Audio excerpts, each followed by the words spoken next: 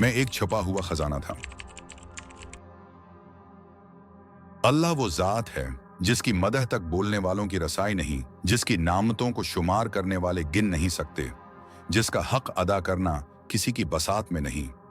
बुलंद परवाज हिम्मतें उसे पा नहीं सकते और अक्ल फहम की गहराइयां उसकी तह तक नहीं पहुंच सकती।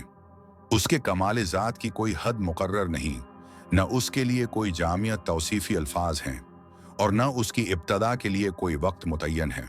जब उसने मखलूक को पैदा करना चाहा तो उस ज़ाती अक़दस ने एक नूर को खल्क़ फरमाया जिसे उसने अपना नूर अज़मत कहा, और उसी नूर से मोहम्मद सल्लल्लाहु अलैहि वसल्लम और अली अलैहिस्सलाम को पैदा किया। नूरी मोहम्मद व आले मोहम्मद की तख्लीक के बाद अल्लाह ताला ने सित्र खल्क़ फरमाए और उनके बाद 12 हिजाबात को वजूद बख्शा।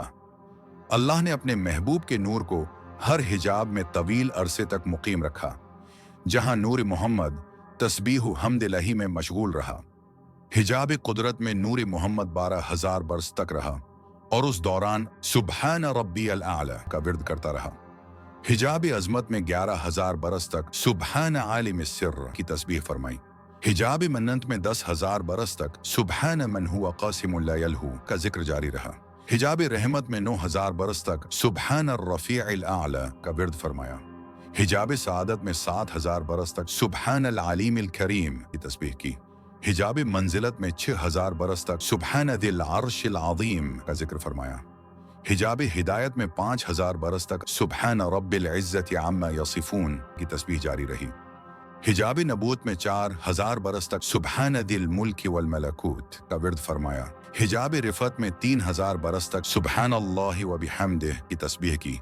हिजाब मशियत में 2,000 बरस तक सुबहान रब्बी अल अज़ीम व बिहम्दी का विर्द फरमाया। और आखिर में हिजाब शफात में नूर मोहम्मद 1,000 बरस तक मुकीम रहा, जहां आपके नूर ने मुसलसल सुबहान अल्लाह वहदहू का विर्द फरमाया। अल्लाह ताला ने नूर मोहम्मद को मुख्तलिफ मराहिल से गुजारने और मुतअद्दिद हिजाबात में मुकीम रखने का मकसद ये रखा कि बंदगी, मारिफत, इताअत और अबूदियत के आला तरीन मरातिब की तालीम दी जाए और मखलूक के लिए ये नूर बंदगी का एक मुकम्मल नमूना बने। इन मराहिल की तकमील के बाद अल्लाह ने अर्श को तख्लीक फरमाया। अर्श को चौकोर पैदा किया गया और ये 4 अनवार से मिलकर तश्कील पाया: नूर अहमर, नूर अखज़र, नूर असफर और नूर अबयज़। अर्श की तख्लीक के बाद अल्लाह ताला ने फरिश्तों को पैदा किया और उनके बाद कुर्सी को वजूद बख्शा और कुर्सी में तमाम आसमानों को बनाया गया। फिर अल्लाह के हुक्म से आसमानों की तख्लीक हुई और हर आसमान को एक खास नाम, खास रंग और खास हियत अता की गई। 7वां आसमान सबसे बुलंद आसमान है, उसका नाम अजमा है और ये सफ़ीद मोती की मानिंद रोशन और शफ़ाफ है। ये वो आसमान है जो अल्लाह के अर्श की कुर्बत में है, जहां सुकून, तहारत और पाकीज़गी अपनी इंतहा पर है, और यही आसमान जन्नत की अजमत का मजहर है। और इसी में जन्नत को खलक किया और जन्नत के एक दरख्त खुल्द से कलम को पैदा किया। फिर जन्नत की एक नहर को हुक्म दिया और वो जम गई, जो बर्फ से भी ज्यादा सफेद थी और शहद से ज्यादा गाढ़ी थी। फिर कलम से कहा कि लिखो जो कुछ हो चुका और जो क़यामत तक होने वाला है। फिर उसने एक वरक पर लिखा जो चांदी से ज्यादा सफेद था और याकूत से ज्यादा साफ था। फिर उसको अर्श के किनारे पर रखा। फिर छठा आसमान खलक किया, उसका नाम अरूस है और ये सब्ज याकूत की तरह जगमगाता है। ये आसमान हयात, ताजगी और रहमत की अलामत है, जहां नूर सब्ज चमक के साथ वुसअतों में फैलता है और अल्लाह की नियमतों की झलक नुमायां होती है।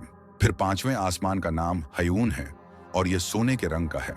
यह आसमान जलाल और वक़ार की निशानी है, जहां नूर सुनहरी रोशनी के साथ अजमत का पैगाम देता है और रब की सल्तनत का हुस्न जाहिर होता है। फिर चौथा आसमान बनाया, उसका नाम इरफलून है और यह चांदी की मानिंद चमकदार है। यह आसमान तवाज़ुन और एतदाल की अलामत है, जहां नूर नर्म चमक के साथ दिलों को सुकून बख्शता है और हिकमत इलाही की तजल्ली नजर आती है। तीसरे आसमान का नाम मादूम है और यह पीतल के रंग जैसा है। यह आसमान कुव्वत और मजबूती का मजहर है, जहां नूर में संजीदगी और इस्तिकामत झलकती है और तख्लीक के नज़्म ज़ब्त की निशानी मिलती है। दूसरे आसमान का नाम कैदूम है और यह तानबे के रंग में तख्लीक किया गया। यह आसमान हरकत और वुसअत की अलामत है, जहां नूर गर्दिश में है और तख्लीक का सफ़र जारी दिखाई देता है और अल्लाह की कुदरत का तसलसल नुमाया है।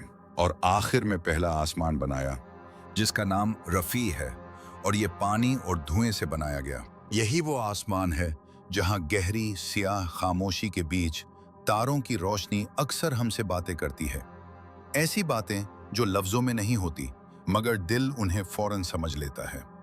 यही वो आसमान है जो एक ज़माने में इंसान की रहनुमाई का सबब बना। जब न नक्शे थे न कंपास, तब यही चमकते हुए सितारे मुसाफिरों को रास्ते दिखाते थे और वक्त को पहचानने का जरिया बनते थे। यहाँ जुगनुओं की तरह टिमटिमाते तारे दूर होकर भी इतने करीब महसूस होते हैं जैसे वो हमें ये जताना चाहते हों कि फासले सिर्फ आंखों का धोखा है, वरना कायनात में सब कुछ एक ही निज़ाम से जुड़ा हुआ है। यही वो आसमान है जो नीली चादर ओढ़े दिन रात सब पर अपना साया किए रखता है, कभी पुरसुकून, कभी बोझल और कभी खौफ और हैरत से भरपूर। यह आसमान इतना वसी है कि ज़मीन से कई गुना बड़ा सूरज भी इसमें यूं महसूस होता है जैसे किसी बहुत बड़े हाल में जलता हुआ एक छोटा सा बल्ब, जो रोशनी तो देता है मगर वुसअत का अंदाज़ा नहीं बदल सकता। और जब इंसान इस आसमान को देखकर ठहरता है तो उसे अपना वजूद बहुत छोटा महसूस होता है, अपनी आवाज़ बहुत मध्यम और अपनी ताकत बहुत महदूद। यही वो आसमान है जो इंसान को सवाल करना सिखाता है, सोचना सिखाता है और आखिरकार अपने रब को पहचानने की तरफ ले जाता है।